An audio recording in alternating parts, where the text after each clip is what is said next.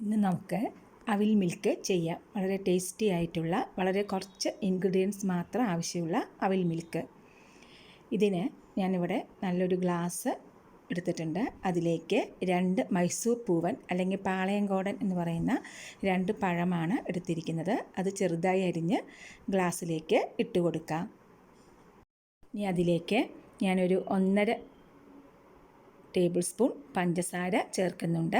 മധുരം കൂടുതൽ വേണമെങ്കിൽ അങ്ങനെ ചേർക്കാം, കുറച്ച് മതിയെങ്കിൽ അങ്ങനെ.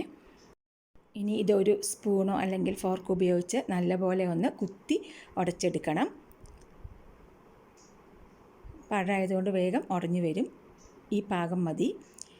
ഇനി ഇതിലേക്ക് അവിൽപ്പൊടി, ഇത് ഞാൻ കടയിൽ നിന്ന് ഇതുപോലെ തന്നെ വാങ്ങിച്ചതാണ്. അല്ലെങ്കിൽ നമുക്ക് അവിൽ ഒരല്പം നെയ്യിട്ട് ഒരു പാനിലിട്ടൊന്ന് വറുത്തെടുത്താലും മതി.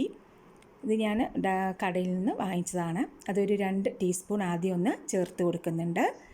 എന്നിട്ട് അത് ആ പഴത്തിലേക്ക് നല്ലപോലെ ഒന്ന് മിക്സ് ചെയ്ത് കൊടുക്കാം. അതൊന്ന് നല്ലപോലെ മിക്സ് ചെയ്ത ശേഷം അതിലേക്ക് ഞാൻ അല്പം കൂടെ അവൽപ്പൊടി ഇട്ട് കൊടുക്കുകയാണ്.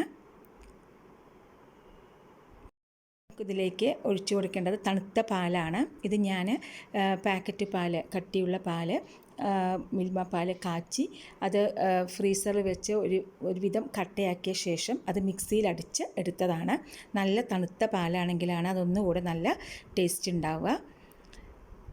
ആ പാല് നമുക്കിതിലേക്ക് ഇനി ചേർത്ത് കൊടുക്കാം. ഈ പാല് ചേർത്ത് കൊടുത്ത ശേഷം അതിലേക്ക് ഞാൻ അല്പം അണ്ടിപ്പരിപ്പ് ചേർത്ത് കൊടുക്കുന്നുണ്ട്. നിലക്കടല വേണമെങ്കിൽ അത് ചേർക്കാം.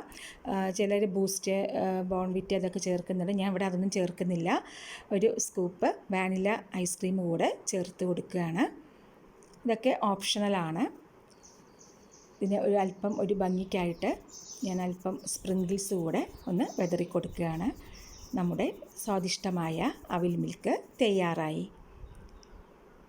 ഈ ചൂടുകാലത്ത് കഴിക്കാൻ പറ്റുന്ന നല്ല ഹെൽത്തി ആയിട്ടുള്ള ഒരു ഡ്രിങ്കാണ് അവിൽ മിൽക്ക്.